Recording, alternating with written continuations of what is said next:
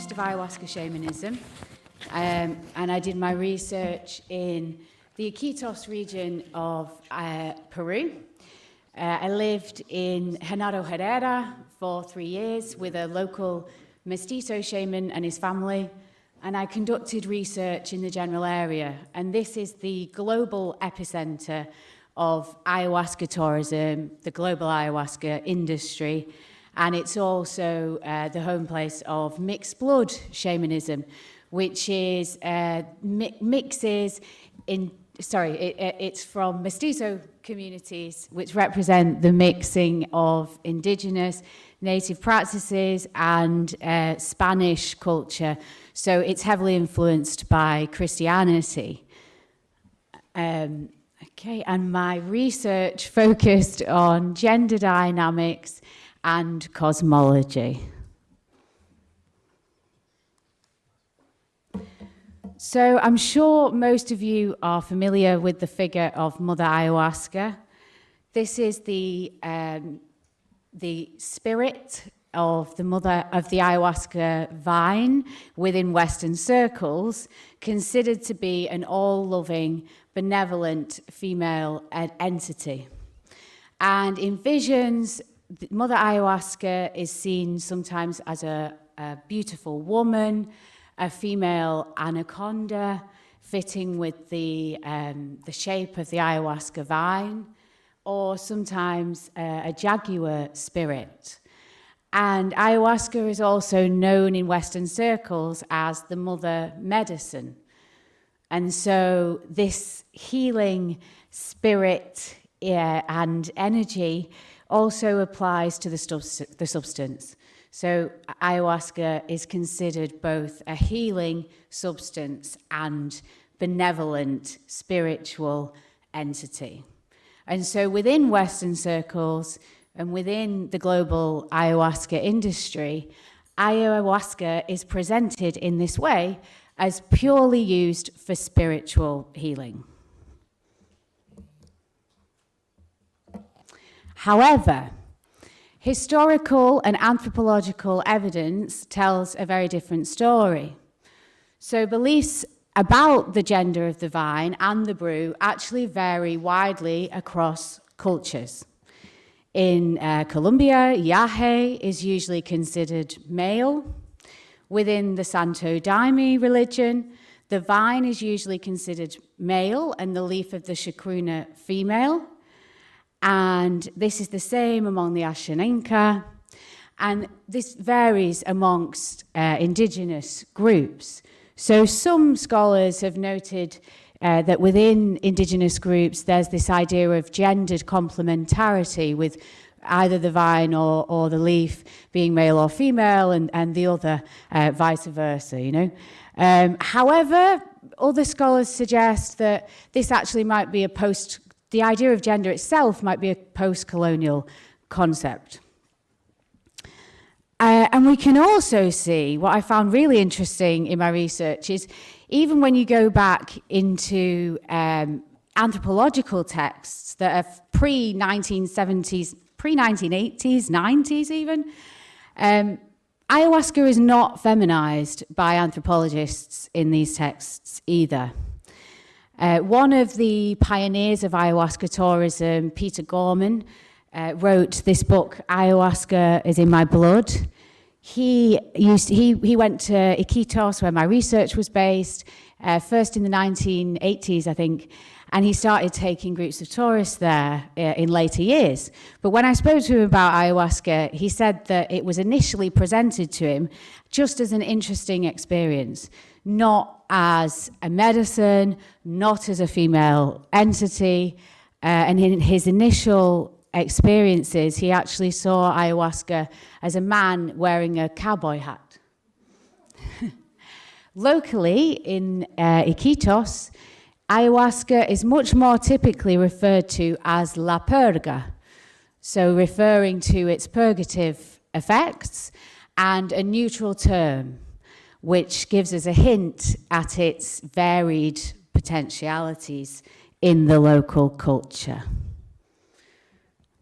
So I'm going to say more about this, but just to follow also what Marta was saying, ayahuasca in the local culture is used in brujería, sorcery, as well as healing practices, curanderismo. And in the local culture, I think a really key point to make is that those practices are interconnected. So to heal, the shaman removes brujería, deemed as being sent by another shaman, or caused typically in the local context by envy, jealousy between people in the community. So an act of healing removes the brujería, and then traditionally the shaman sends that what they remove in the form usually of virotes, pathogenic spiritual darts, and they send it back to the shaman who is perceived as having sent the malady in the first place. And therefore, the act of healing, or depending on which perspective you're standing, you're experiencing it, is at the same time an act of brujería, because the shaman who would receive the dart back would, of course, experience that as an act of sorcery. And yet, the person who's had it removed, the shaman who is doing that act is doing an act of healing for the person from which they're removing it. So the key thing is that they are interconnected. And so shamans typically engage in both sides of the practice. And local shamans will explain that they learn sorcery for defense. At least, that's how they will usually present it to you when they're presenting themselves as healers. And truthfully, I would say, healers do need to understand brujería and these aspects of the practice also. But in the Western context, we've seen this rise of Mother Ayahuasca becoming more and more pronounced. And so I began to look into this as part of my research to investigate, who is Mother Ayahuasca? Do people really actually encounter Mother Ayahuasca? Because I found, in my initial ceremonies, I didn't. I have one very clear ceremony out of hundreds where I feel like I actually very clearly saw this Mother Ayahuasca, and it took many ceremonies for that to happen. So although reports are very extensive on the internet, and Mother Ayahuasca is written about on commercial center pages and presented to you as this reality, encounters with Mother Ayahuasca are in fact very rare, even amongst experienced practitioners, I found.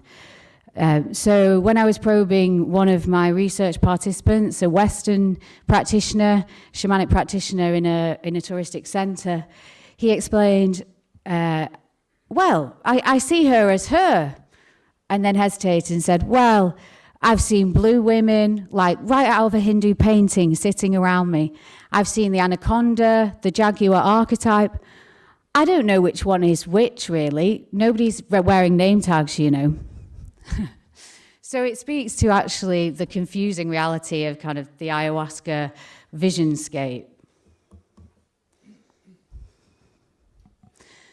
And so my research looked behind this and looked at reasons for why have we seen this rise of Mother Ayahuasca in the Western ayahuasca culture. And I believe this is because, first of all, ayahuasca represents spirituality, feminine, the divine feminine, to the Western audience. And spirituality has been feminized in contrast to monotheistic, patriarchal religion, Christianity, predominantly among the Western participants. And what I found is that the majority of Western participants in ayahuasca shamanism are anti-religious and specifically often anti-Christian. And many of them come from Christian backgrounds, having been brought up in Christian families that they've then turned away from and then gone on this spiritual quest, usually a bit later in life. And so the feminine figure of Mother Ayahuasca is very appealing also as this antithetical, countercultural figure. And then also, of course, Mother Ayahuasca is a representative for Mother Earth for the Western audience, and so represents these eco-feminist ideas. Actually, for some ayahuasca participants in ayahuasca retreats and ceremonies, Mother Ayahuasca is synonymous with Mother Earth. So here's a quote from one of my research participants who said, "I felt like Mother Nature is talking to me, or Mother Ayahuasca is talking to me." And also there are these stories of the call of Mother Ayahuasca. So many Western participants speak of having received the call from ayahuasca to go and drink ayahuasca. And this is related to this, also the call of Mother Earth, the idea that we're being called upon to take care of Mother Earth better, much better, to, as I say, these eco-feminist perspectives, which are very typical of Western participants in ayahuasca shamanism. I'm also not completely dismissing this, by the way. I think there's something to this, and I, like many other Western participants, felt I received a call into ayahuasca. So I'm not completely discounting this perspective, but just to say it's been commodified, and that's dangerous. And also, ayahuasca perhaps is feminine for us in the West because she is the experience of ayahuasca is very physical and connected to the unconscious, and we associate in the West the body, the emotion, the unconscious with the feminine, as opposed to the mind, rationality, which is typically considered male.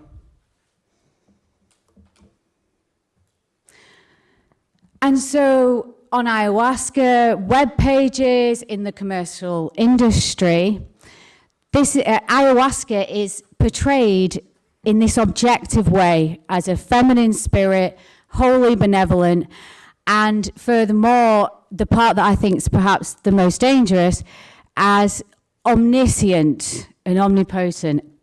So this is a quote from the first ayahuasca center I ever went to. I was a volunteer there, and this is how I first managed to actually engage in this world and drink ayahuasca.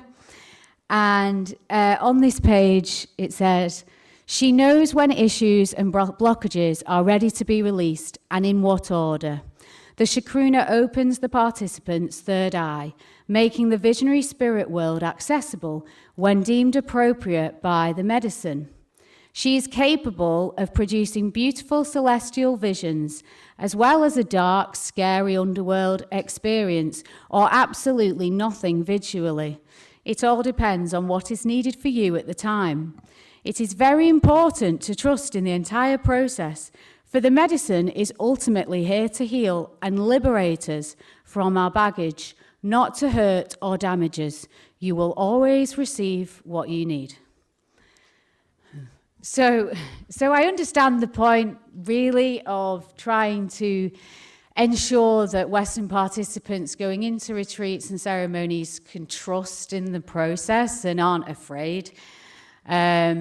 However, it also encourages us to be passive participants, and is very much, this kind of portrayal of ayahuasca is very much covering up any potentiality for bad actors being in the space, for anything going wrong, for anything being, for a negative experience, and even kind of doing away with these potentially darker visions as just being a necessary part of the experience.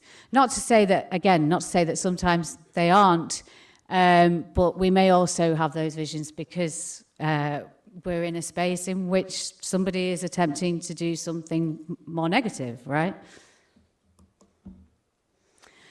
So, as I've already touched on, but this is very important, in the local context, Amazonian context, ayahuasca is an ambiguous spirit and substance and sits at the center of the cosmology, along with human beings, in the state of neutrality, and duality, and therefore can be used as a vehicle of healing or harm. Healing and brujería in the local Amazonian context. Also, ayahuasca can appear in male or female form. So here is a picture of the little old man, which some of my local shamanic practitioners and research participants described the male version of Mother Ayahuasca this way, appearing this way. And also here, ayahuasca is sometimes related to the Mother Mary. And Mother Mary is very prevalent in local practice. So actually, my research found that mestizo shamans who would sing to Mother Mary in local ceremonies would then switch to Mother Ayahuasca in touristic ceremonies. So it also shows the adaptability, you know. And I think really they did see these figures as very interconnected and representing similar qualities.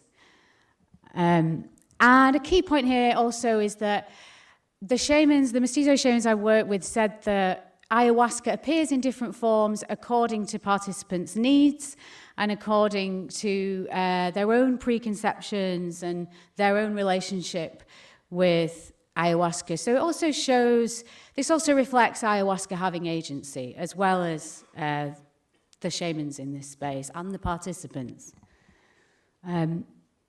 And yeah, ayahuasca is used in multiple ways across cultures and has been for hundreds of years in hunting and love magic, which I know Marta mentioned.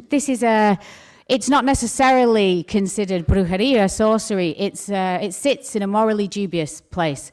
So, for instance, one of the local shamans I worked with spoke openly about having seduced his wife with love magic. So it's considered as being used for good or bad in the local context. But within Amazonian shamanism, as I've said at the beginning, sorcery and healing are indivisible, complementary opposites. So two parts of the same thing. And this quote from Don Luco, the shaman who I lived and worked with for several years, I think sums up what I'm trying to say here. He said to me, "You can do anything with ayahuasca. It all depends on the man, or woman, I would say, but most shamans in this context are male. Most shamans across Amazonian shamanism are male traditionally. And in the local context, the thing that we completely downplay in the commercial industry and in this, our Western perspective just doesn't seem to engage with, is the importance of shamanic agency. So the intentions and the skills of the shaman who is leading the ceremony is highly significant. And whether a shaman is able to conduct healing is considered dependent on the amount of diets they've done with plant spirits and plants, the dedication to these diets, which entails a lot of commitment, rather than, at least in the mestizo context, following a path of temptation. And this is believed to lead you down the path of brujería, which involves making pacts with demonic spirits, as opposed to these having allies that are both plant spirits and elders, heavenly spirits, angels in higher realms. And so the implication of this, and the reason, so the first reason we need to dismantle this myth of Mother Ayahuasca is that there are dangerous things happening in this space, and this myth of Mother Ayahuasca, which is encouraged and spread by the commercial industry, is covering up these darker aspects. So a lot of my research up to now and my work has actually focused on the problem of sexual abuse of women in these spaces, which is rife and certainly has been. And, you know, if we were entering these spaces with the knowledge that the shaman has so much power and they can do harm and they as well as healing, then we would be better prepared. So the significance of shamanic agency is really key here and needs to be understood better. However, I do actually think that there's a bright side. So I think the Amazonian perspectives can give us a deeper understanding of gender and the relationship between dark and light. So we can see patriarchy as giving superiority to the male, whereas feminist perspectives and ecofeminism, which we see influencing the commercial ayahuasca industry, give priority and superiority to the feminine. Amazonian cosmologies, I believe, show us that nature encompasses both male and female, and that both sides contain light and dark elements. So the healer within Amazonian shamanism is also typically male and can be female, and the dark shaman, the brujo, can also be male or female. So it's been argued by Futo, for instance, that part of this, the feminization of ayahuasca is related to a backlash against shamanic warfare and brujería, which are considered male aspects of the practice. But this is a Western perspective, because in the Amazonian context, healing is absolutely also traditionally a male practice, right? And there's mythologies and histories connected to this. So both can very much be either. So yeah, I think that one positive thing is that it can allow us to have a more fluid, these approaches can give us a more fluid and dynamic perspective of gender. And also, perhaps by dismantling this myth, lead us to a deeper understanding of healing, which necessarily involves engaging with our own dark side. And so we're seeing this emerging actually in the touristic context, in Iquitos, in ayahuasca context, in healing context more widely. So just to give some idea of some examples of this, brujería is now being conceptualized by some Western practitioners as spirits or energies inhabiting the person that need to be removed to be healed. So this is related to healing trauma. And we've also got shadow work going on in this space, in the Jungian sense, which involves engaging, confronting these darker sides of ourselves and reintegrating them into the person.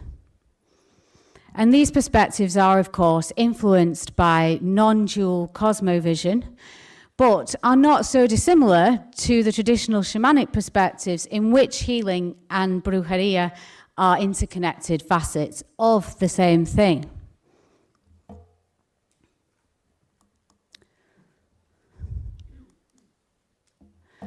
So just to finish, I think that by dismantling the myth of Mother Ayahuasca, it can bring us closer to an understanding, rather than having this 2D version of healing, of being kind of all rainbows and unicorns, and you know, just this, in the ayahuasca version, just this wholly benevolent mother being, perhaps that's actually not encouraging us to really engage with what healing truly means, which requires us to go deep into ourselves, to forgive ourselves, to engage with the parts that we have kept hidden and we consider dark and they're not really dark at all.